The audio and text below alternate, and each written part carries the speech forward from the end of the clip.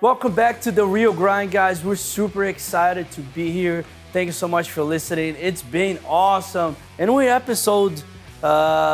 a couple of episodes like when we started into now.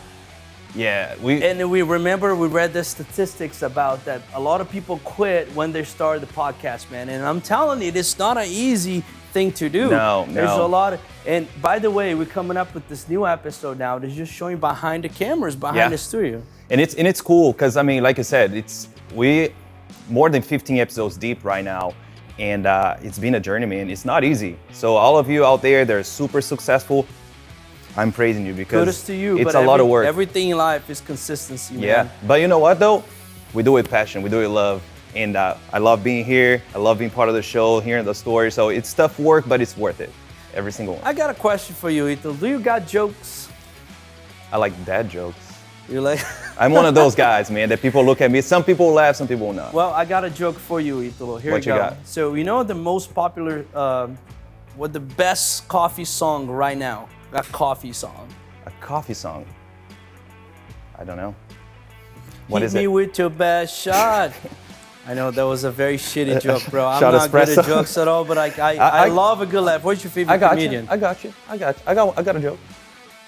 What do you call a coffee that has been watching our show and now is starting investing in multifamily?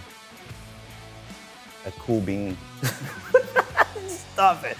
We gotta quit it. But you know, today we have an awesome guest that he used to be a comedian. Now he's the real estate empire and doing a lot of stuff behind. And we're gonna call him in just a little bit, but let's get this show started. Waking up to success, now we're getting it started. This is the real grind. Everything you've been wanting, building an empire, no question. Talking about real estate, investing, making the millions, no stopping. While we sip on gourmet coffee, the real grind. This is the real grind. Let's go. All right, he started his company in 2003, Lease to Buy, known as he's the king of the lease options. He's been featured on NBC, Fox, and many other platforms. He co-authored Amazon bestseller, The Real Estate Rockstar.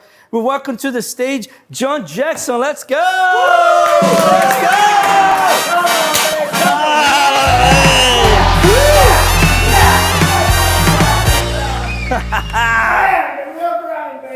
This is one of the most... Now you set the bar high for our next guest to come in, and I love that introduction, man. All guests will be obsolete after me. They'll be like, oh my God, I'm not coming to the show because, you know, these guys are cool. I gotta show my cup here. Dude, I have a question for you, man. Bring it on. No questions. So it's a statement. You marry a Brazilian woman. Sí, es verdad. That's not verdade. Why did you do that, man? What did you say? Why did I do that? I had a death wish. I know. But I will say this. She, according to her, she is ISIS reincarnated. So I got to deal with that. Oh my God. I gotta deal with You know, as you know, goddess. me and Italo is a good Brazilian dude. But dude, thank you so much for coming to the show yeah, today, man. This is a lot of fun. I love, because I've been on a ton of podcasts and stuff. Yeah. One, I love this that it's in person. You're talking about how much work it is to have a podcast. It's a lot of work. I had a podcast for like 4 months, and I'm like, this is boring because it's, Zoom, and you're like, blah, blah, blah. And I'm like, I got to be with the people, Absolutely. So, but it's consistency, yeah. And that's everything in life, dude. Everything that you do, consistency, it is just like overpowers talent, for example. You know what I mean? Oh, so, yeah. That's what I love about that. Now we're putting the show, and it's just being so hard. But it's been an awesome journey because we get to connect with folks like you, man. And I think every episode that we put it down, we get to connect with you, for the people, the audience. We get great feedback, man. So that's all about, and inspiring people. Because I've been inspired to other podcasts that I was watching. Oh, yeah. You know what I mean? And something that they say, how did they do it and stuff. But, no further ado, I want to ask a little bit about your background, man. Yeah. What's your beginnings? Where are you from? Yeah, so I started, it's funny, you in Italy were talking about how I used to do stand-up comedy. So yeah, I wanted to be on Saturday Night Live years and years and years ago. Really? So I did comedy just as a side thing for about 10 years, off and on, and really enjoyed that. And I just love the creativity of it, Absolutely. Which has obviously helped me tremendously when I do speaking now. Sure. Because I'm on a lot of stages now for real estate. But then, in 2003, started my company Leasing to Buy, which specialized in lease options here in Texas. And man, had no clue what I was doing.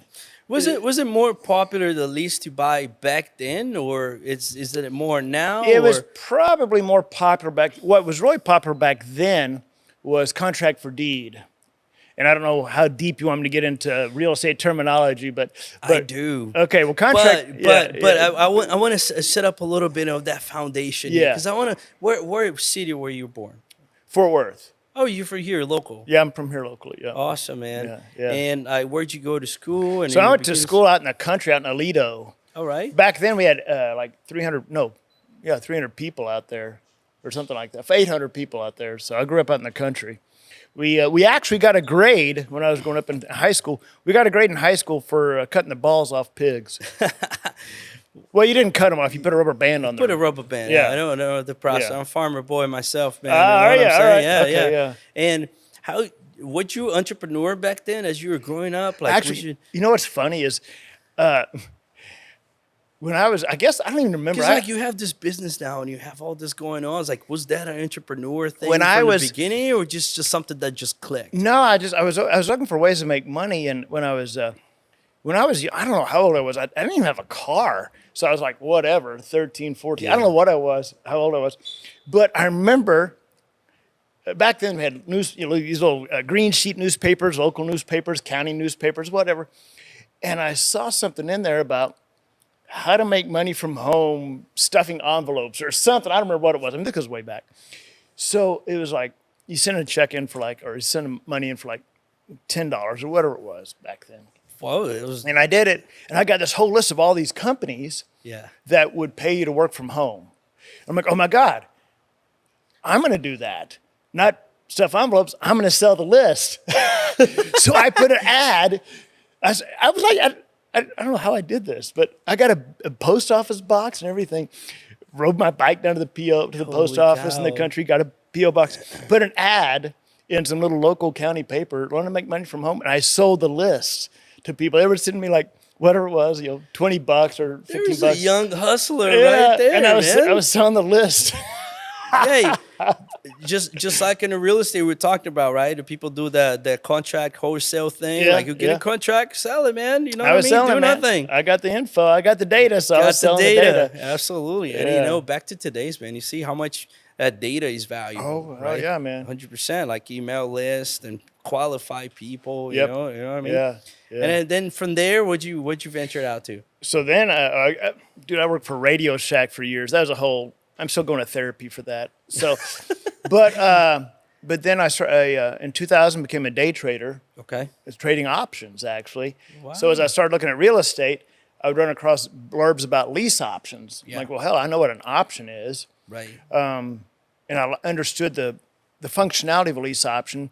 But back then, they were used to rip people off, basically. Right. And I said, if you take the framework of a lease option, but you actually put everything in place to help people, the credit improvement, the financing, all this stuff, well, now you've got a business. So we started leasing to buy in 2003.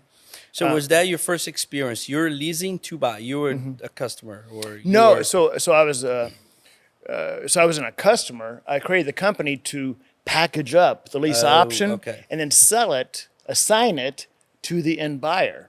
So I would look for homeowners that were looking to sell their house. yeah. Say, hey, would you consider a short-term lease purchase? And then tie up you put a contract together with a lease option, assign that. It's like wholesaling a lease option. Assign that to the end buyer. The end buyer is a family looking to move into the house. Yeah. Right? They'd pay me an assignment fee, and that's how I got paid. And the very first house, I didn't know, back then there wasn't Craigslist or anything, man. Right. There was nothing. And so back then, I would go to buyowner.com, which is a for sale by owner website, print off all these ads, and I was still doing a little bit of part-time at Radio Shack. I'd go to Radio Shack at night when no one was there. Yeah. There's a whole story there. And I would call all these people for 2 weeks, I'd call like 2 hours a night. Hey, you want a lease option in your house? I didn't know what the hell I was doing, And what I found out doing that, the scariest thing a seller can ever say to you is yes. Because you're like, oh shit, I wasn't ready for this. Now what do I do now, right? Yeah, exactly. 'Cause And, that's a scarcity with a lot of people, which you, when they're talking to a seller, you can take them, saying no, but when they say, yeah, well, how does that work? You're like, how do I know, man? I just. it's the fear of a yes. Yeah, the fear of a yes. But the first house I did, I found driving for dollars. I didn't know there was a term for it. I was just driving around and saw this for sub owner house. I called them up. Hey, you want lease option? They said, yeah. Hell, I didn't know what I was doing. Yeah. Put a sign in the yard, and 3 weeks later, I'd made $3,500. Had no idea what I was doing. But then I did another house a few blocks over, and then I started doing some stuff for home investors, some of their franchisees. Then I started marketing to the MLS, which that is really what blew my business up. Because MLS was already back then, and it was powerful, even though it didn't have, Craigslist and all those platforms. Yeah, you didn't. But like this was the database. Yeah, right? what got me going on the MLS was I thought, okay, I'm doing pretty well. Yeah. I'm getting more and more houses from home investors and these other investors. But I thought I need more houses, and I thought who wants to sell their house? And finally, the light bulb went off. Oh yeah, I know who wants to sell their house. People that are selling their house. Those folks, right? So I went to this is old school, dude. Yeah. I went to realtor.com, printed off all these ads, these listings. Then I had to go do all this by hand. Go to the tax records, cross-reference hundreds and hundreds of listings and print off these letters and handwrite envelopes and all this crap. Stuff that most people, my living room was a mailing house. We had letters everywhere. And that's the thing is that I look at what I did back then, and I think about people now that can literally click a button, go click, click, click, click, and send off 1,000 pieces of mail, but they won't do it. And you can really refine your searches to certain my God, demographics yeah. and stuff. There's so many There's no tools, excuse anymore. Absolutely. I was doing all this by hand, And so it blew up. And then in 2005, talking about, Texas lease options specifically. In 2005, Texas drafted laws about lease options. Everybody said, oh my God, they're illegal now. They're dead. And apparently I'm the only one that read the law. Yeah. And so got with a number of attorneys, had my contracts, That's what tweaked. people sometimes said about my CPA. It's like, is this against the law? I was like, Yeah. absolutely not. You just got to read them, right? You got to read the law. Yeah. So then I became the Texas guy and then started training people about 08, 09 and with lease option classes. And then that blew up and became known as the Texas guru. And then now I just teach people across the nation. So tell me this. If I'm selling my house, what would you tell me for me to lease instead of selling it? So I'm the plan B. Listen, when you're talking, and this is really for everybody watching this, especially if you're newer. One of the reasons that people are scared of talking to sellers is because they're being selfish. Yep. That it's about me, and how am I going to get paid? How am I going to get the paycheck? And Can you imagine, and when I say this, when you're talking to a seller, listen, guys, you are the real estate doctor. You're the real estate doctor. What do I mean by that? You've got to know where's their pain point, where do they hurt, what's going on, what's their story, so you know how to write the prescription to say, hey, based on what you've told me, I've got a couple of prescriptions here. As an example, and it's funny, like every house has its own story. They have their own story. Seller, they have their own situation. They have their own story, and until you know that story, you don't know what prescription to write. Correct. And the problem is people go in talking to sellers going, I'm going to shove this 70% or 60 cents on the dollar offer down their throat.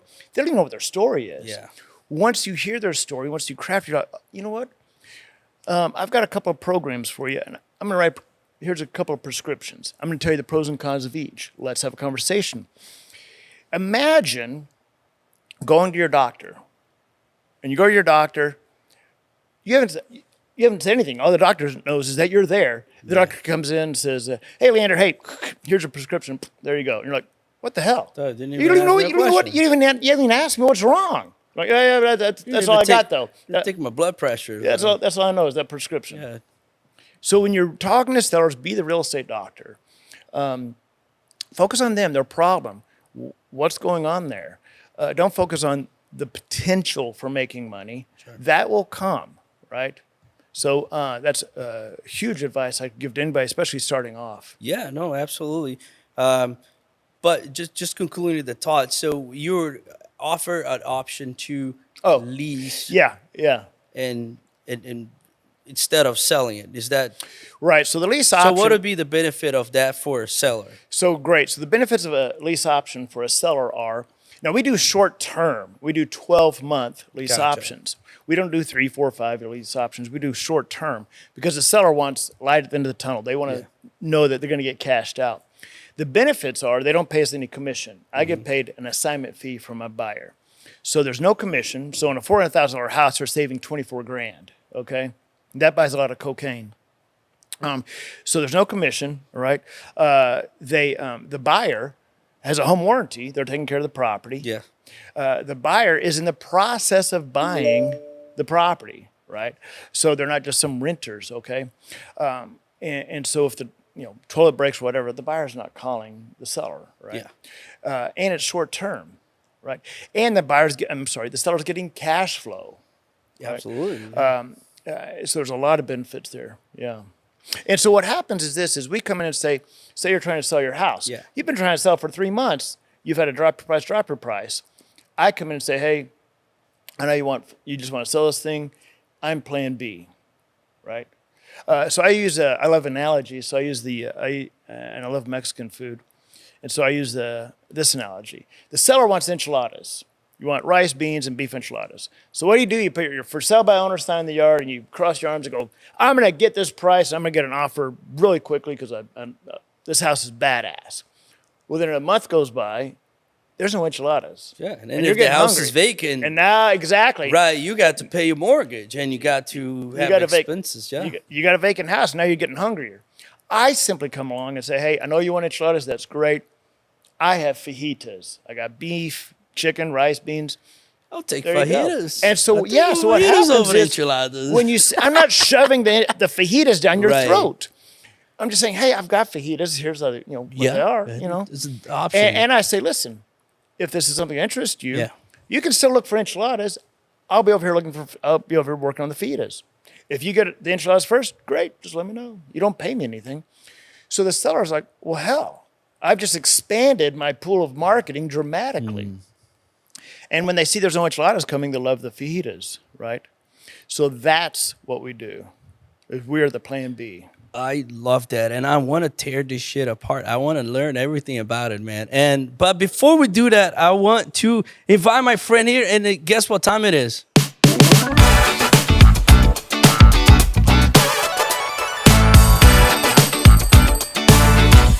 So tell us about this coffee. What's going on, John? What do you say, man? Good to see you. Good to see you, Good brother. to see you. What's going on, brother? What up, man? All right. Sorry if my His joke joke sucks. I know. I was gonna say don't grade my jokes, but I'll allow you to grade my coffee. That was okay. That's a good trade-off. Okay, That's a now good trade-off. He got smiles. I was like, okay, I'll be easy on you. Because it was about a roast. When I I know. know my jokes, he built airs. Like, Oh my God. My coffee. No, easy. I'll leave that to the professional. I do my jokes in a small group of people, so I don't get roasted too hard. But let's talk coffee here real quick. I saw coffee. I know you're a rock star out there for many things that we never talked about coffee before. You know what? Got you that The first time I conversation. met you, I was like, before I die, I would love to talk about coffee with you. Right on, man. I did. I remember that. You had that in your eye. Before I die, that means it's far away. Like, it's like this yeah, is when you put those statements. It's Yeah. like something one day, maybe. One day, we'll- one day. Perhaps you can talk But coffee. do you drink coffee? So I don't drink coffee. I'm not anti-coffee. Here's the interesting story about coffee. Is I used to not even like the smell of coffee. I didn't even like the Really? taste. I didn't like going into Starbucks or anything. But here's a crazy story, totally not real estate related.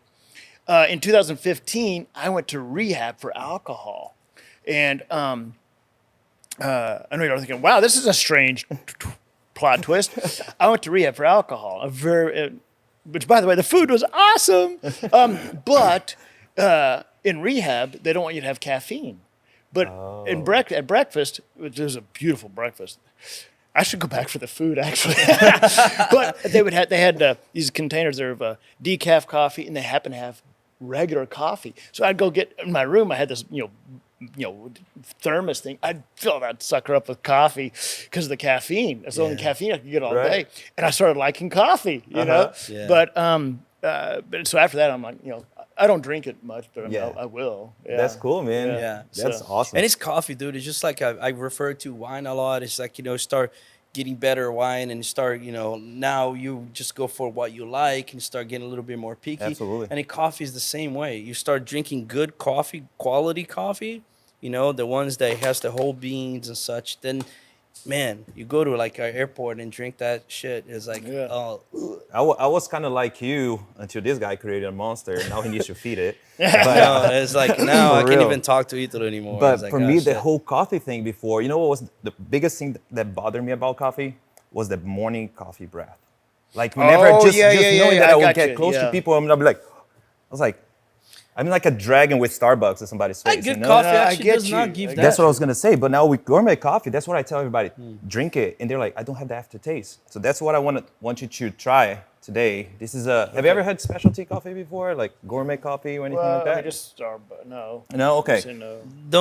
We don't use the Star Wars. Yeah, we don't say the S word. But this is what I want to show people. Like I brought mine in a different glass today, but look at the color of this. Yeah, it's not as dark as what I would have thought. No. Yeah. So it looks like tea, like Texas tea. Yeah. So give it a good smell. And then whenever you're drinking it, allow the oxygen to go in there. Just slurp on it.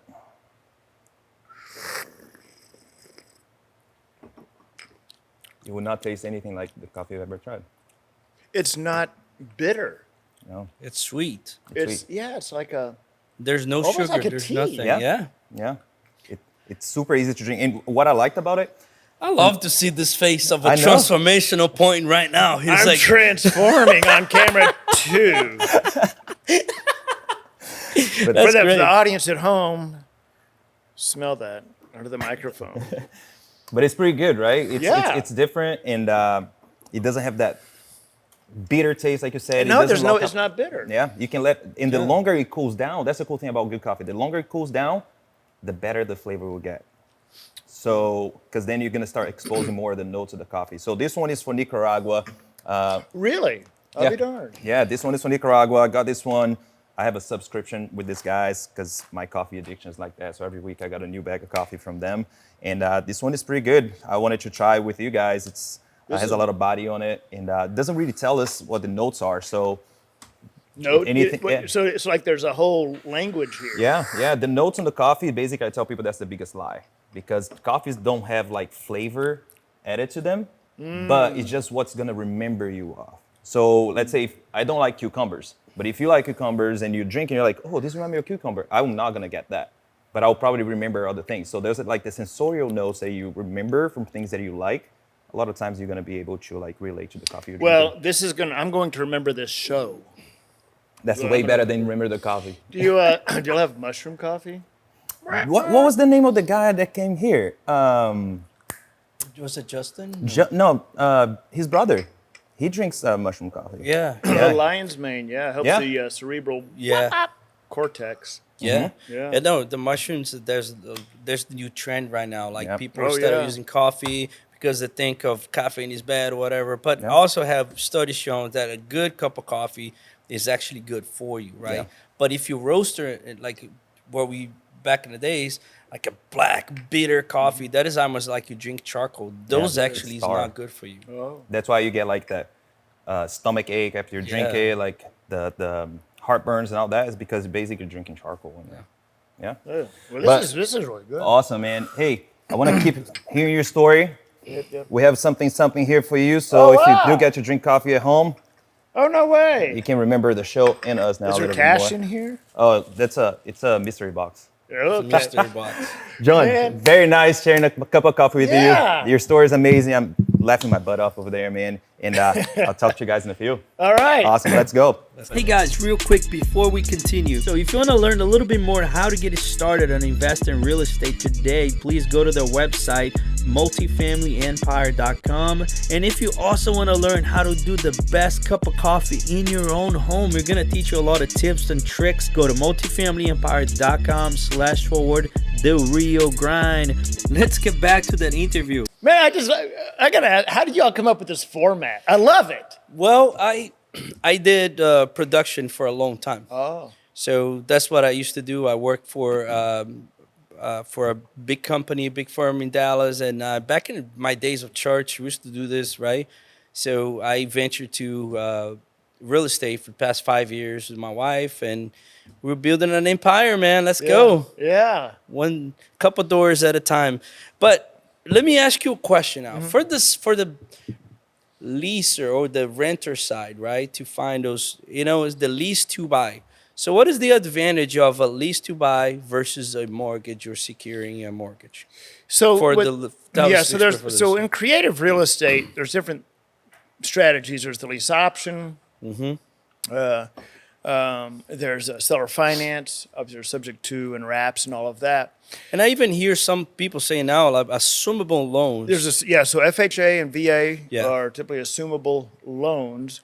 Matter of fact, I just did early this year, did a seller finance on a VA loan for someone where the seller was trying to move. He had a VA loan, found a buyer, seller finance, and it was assumable loan. Boom, Yeah. boom, boom, and it was all taken care of.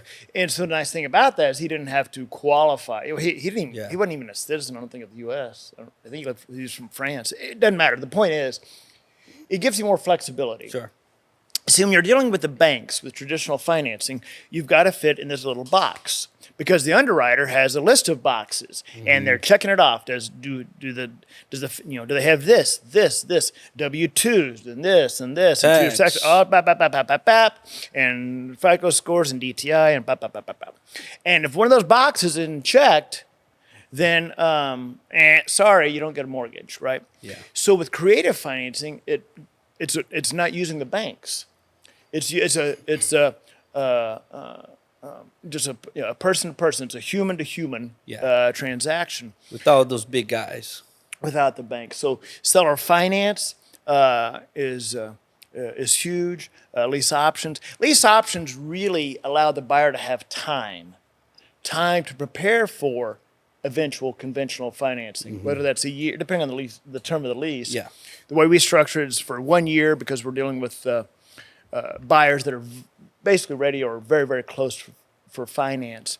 But we do a lot of seller finance as well. Seller finance used to be very well known, pretty predominant with the Latin community, with Hispanics. Because of credit scores You and have no all that credit. stuff, right? You got people coming up from Mexico or wherever. They got I-10s. They don't have a social, so they can't get a mortgage. Or they may not even have an I-10, but they've got cash. Well, now we can do seller finance with them. So it was predominantly known for that.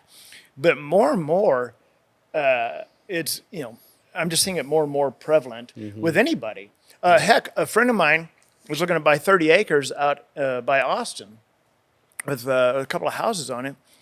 And it was listed on the MLS. And I said, I talked to him and said, let me put this offer together, which was seller finance. It was no interest too. Yeah. And Oh, now wow. they just, the agent just got back and said, hey, we're interested. That's No awesome. banks, no interest, That is awesome. Just no credit check.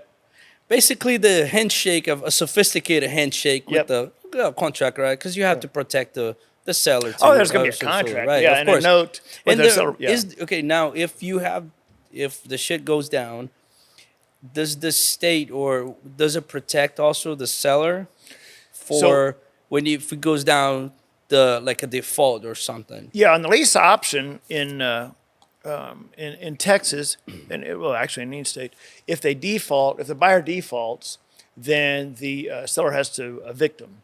Just A regular eviction, just like regular for eviction. Seller finance do with is that a all the foreclosure. time in our Fortunately, in apartments, Texas, we can get foreclosures very quickly. Yeah. But if they default on a lease option, then you evict them. So it's pretty quick. But that really comes down to the screening of the buyer. Of course. Because in my 100%. case, in my company, and for my students, we screen the buyers, debt to income, what's the situation, how quickly can they get financed. So we turn down a lot of people as well because we don't want things to go south. Which is better off to do that way, get yeah. qualified people, man. And just like you're saying, when you have a business, you have a process of hiring good people. It's the same thing with getting good tenants to live on your properties, right? And like on a multifamily, which is just where we are, you know, we're just amping up a little bit of our qualification method, also we don't have delinquency and all that stuff, you know. So, talk a little bit about your program. Yeah, so so I've got Leasing to Buy, which is kind of the mothership where we do all of our deals under, and all my students do their deals under that. Then we've got leaseoptionclasses.com. That's where people come to me to learn how to do lease options. Excuse me. I got Venezuelan. Was that Venezuelan coffee? Yeah, it's good in the throat. Nicaraguan. What was it? It's a punch in the throat. They say it's from Nicaragua. but- Nicaragua. It is from Nicaragua. By the way, did y'all notice I got a Brazilian shirt on? John, I know my wife. She'll be in a little bit. She Bam, loves baby. that brand, dude. And I have to drop her off at the mall, and she speaks no Portuguese, dude. And she just stay there, and all the ladies are bringing. Then I come back there to check on her. She got piles of clothes, and all the ladies helping her out. No Portuguese, but she just stays hours in that store. Loves it. John is huge down there. Yeah. Yeah. Well, so I've got a couple of projects coming up this year, show related, and I'm thinking I should get John to be a sponsor, because who better to wear John Right? Than a John. And a badass John. That's right. What's It's better, double than, John. what's better than a John? Two Johns, right? Yeah, That's it's right. double John. Exactly. Double John. So I know we got to stay on task here. So yeah, leaseoptionclasses.com. It's where people come to me to learn how to learn lease options, learn how to do the marketing, how to execute. They get the contracts, everything. And then of course I've got a very small group of students. So that we on bring the as business well. on the business side, sorry to interrupt. It's like on a big, because I want to understand this. On the business side of that, is like you teaching people to help sellers to Yeah. do essentially what you did when you started in 2003 with the company, right? To go after sellers. Hey, here's your option, like you mentioned about the enchilada and stuff like. There's an option for you, Yeah. and they get paid that way. Yeah, so I've got Leasing to Buy, like I said, which is where we do the deals. Yeah. Lease Option Classes is the training part of it. Oh, okay. That's where I say, hey guys, because I was going to franchise Leasing Yeah. to Buy back in 06, 07. I was going to franchise it, ended up just coaching people, and that became Lease Option Classes. Okay. So with Lease Option Classes, it's where they can come to learn how do you build something like Leasing to Buy. So cool, man. And do you do events, and do you do with your students, and how does it work? So with my students, I've got people that would just buy the course, you know. Is that an online course? Yeah, online course. Which, yeah. by the way, you guys can check down below. There's going to be a link for Okay. John's program and website. You Oh, know. awesome. Yeah. Leaseoptionclasses.com. And so, yes, we've got our students that, nationwide that some of them will just get the course, but then others say, hey, I want to take this to a whole other level. Mentorship. And do the mentorship. So with that, we bring them under our wings, almost like a license agreement, where they become like Neander at leasingtobuy.com. They could use everything we have, our website, all of our Sources. marketing, everything, our affiliate logo, everything. So it's almost like a license agreement. But they get to do deals, and they can do them a lot faster, a lot more Absolutely. volume. Yeah. That's so cool, man. And do you? That's the thing. What I said. People are still like shocked. It's like I don't own a house. I rent. You know what? There's a lot of people that just rent. If you look at I'm trying. My mind just went blank on the guy I'm looking at right now, but very well-to-do, very famous. Grant Here's- Cardone? No. Dang it! I'm gonna think of it as soon as I walk off this out here. But yeah, a lot of people just rent Yeah.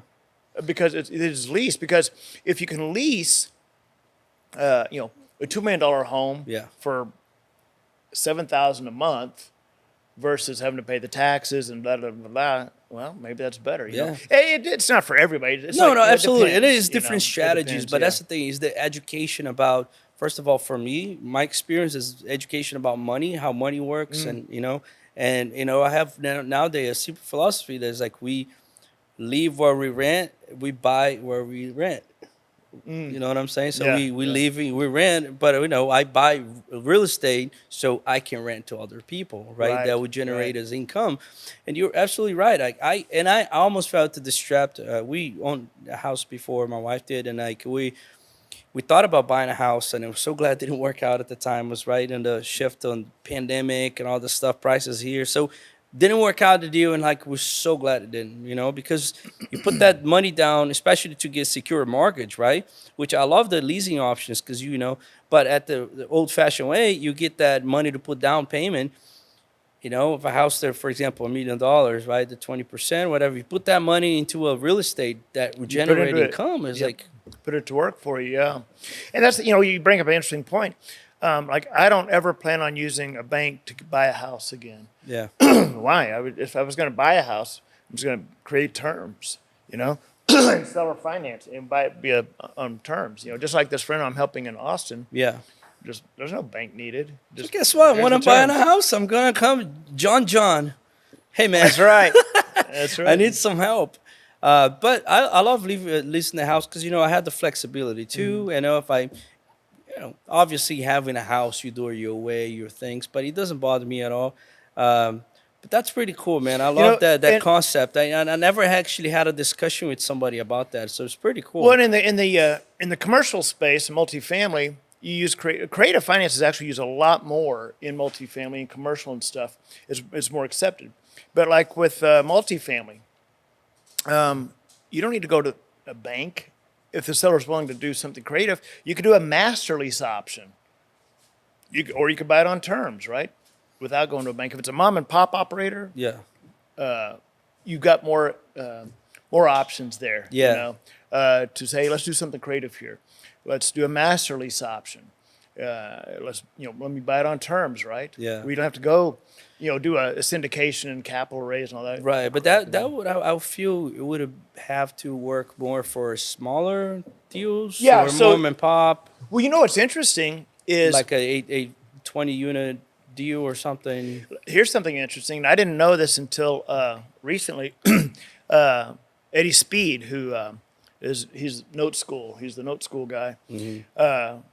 And he was talking about the Hilton South Lake, the Hilton there in South Lake.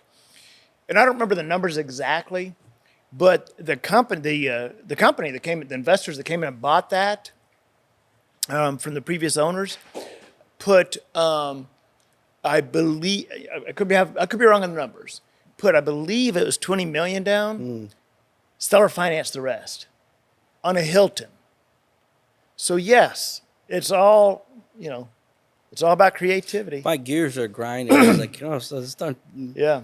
And I could be, but yeah, they put, I think it was $20 million down. I could be wrong on the numbers, but they seller finance. It was like $60 million. Yeah. Interesting. You don't need the bank for that. Yeah. So I mean, that we would never I never actually heard of like a large deal, multifamily deal being seller financed and stuff. I've seen some arrangements towards the closing and stuff like that of like a kind of a loan kind of thing. But that's pretty interesting angles, dude. If they're cash flowing, they hold for a while, right? They could be, instead of, having to utilize banks and all that stuff, a solid buyer that can, put a lot of the capital, like you said, $20 million, they probably had to put in, that's very creative. Yeah. That's why you guys call it the creative financing, huh? Yeah. Yeah. So anytime you're looking at, especially smaller deals, in particular, where it's Yeah. you're talking to a mom and pop or a family operation. So, hey, I know you're asking this. We're good with that. If you can carry the terms, and just see where that conversation goes, man. Right. Yeah. John, it's been great, man. But this is the part that all our listeners want to know a little bit more about you, man. All right, I'm 5'10". I'm Scorpio. I'm married. Sorry, ladies. And this is the Spilling the Beans.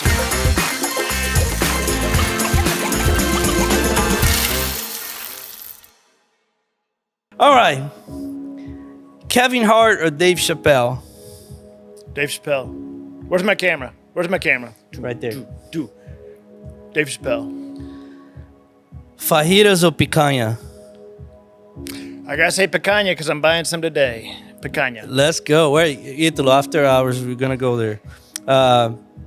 Book room or cafeteria? I spent my junior year of high school locked in a book room. Somehow we know this. Oh, did I tell y'all? All right. Anyway, what? Rent or lease to buy? It's the same thing, so I'll say lease to buy. George Strait or Pantera? Did I fill out a questionnaire? Cowboys from Hell, baby. I used to go see Pantera. I used to go see them when they were in high school, man. Joe's Garage, west side of Fort Worth. Lease options or owner finance? Oh. Okay. Depending on the term, seller finance. All right. And at home, do the laundries or wash the dishes? I'm not allowed to do the laundry, so do the dishes. Have you been talking to Karina? What the hell happened here? I've been set up. And that was framed. Spinning the Beans with John Jackson. Let's go. Dude, we get to know our guests, man. I think we did a background check on you and everything. We got your social security, your date of birth. Damn. We're doing seller finance on your name. You know, that's so funny. Karina was asking me some I don't know where y'all got this shit, but my wife was asking me some random questions the other day, and I was giving her answers that you definitely wouldn't want in public. And I finally said, "What are you doing?" That is great, dude. Can I ask one thing? Yeah. Why are you not allowed to do the laundry at home? Oh, because I screw it up. I screw up the laundry, man. And she gets mad. Like, I've shrunk some really nice sweaters, and she gets mad. I'm allowed to go from washer to dryer. That's it. This is just a transfer. I can't even take the damn towels out of the dryer and put them on top of the thing because the cap has a little water bowl there, and the shit falls in the water. And Johnny, you know not to put that under the water. I'm like, oh my God. It sounds like a pissed off wife. Yeah. But she loves me. I know, brother. It was great to have you here, man. I appreciate it. And this is the part of the show that you look at that camera, that if you had to talk to the John back in the day, 2003, man, what would you have to say to him? Keep more properties. Keep more properties and learn about seller finance quicker. Don't get stuck. I know the riches in the niches, John. By the way, I love your ponytail, John. You're going to lose that in about 6 years, John. So just deal with that. But keep more properties and learn seller finance. Great to get to know you, and I want to definitely have more conversations with you, man. You know, I feel like we have a lot for learn from you, and if you want to check John out, go ahead, and there's a link out with all this information. You know, his program or he's up to his social media links. And thanks for being here, man. I appreciate it. Hell yeah. As always, thank you so much for watching the Real Grind podcast. I'm crying laughing here right now, man. This is what the Real Grind is all about. Real people, real stories, real experiences. So keep following us, keep watching our stuff, because you're gonna learn a whole lot. You're gonna laugh a whole lot.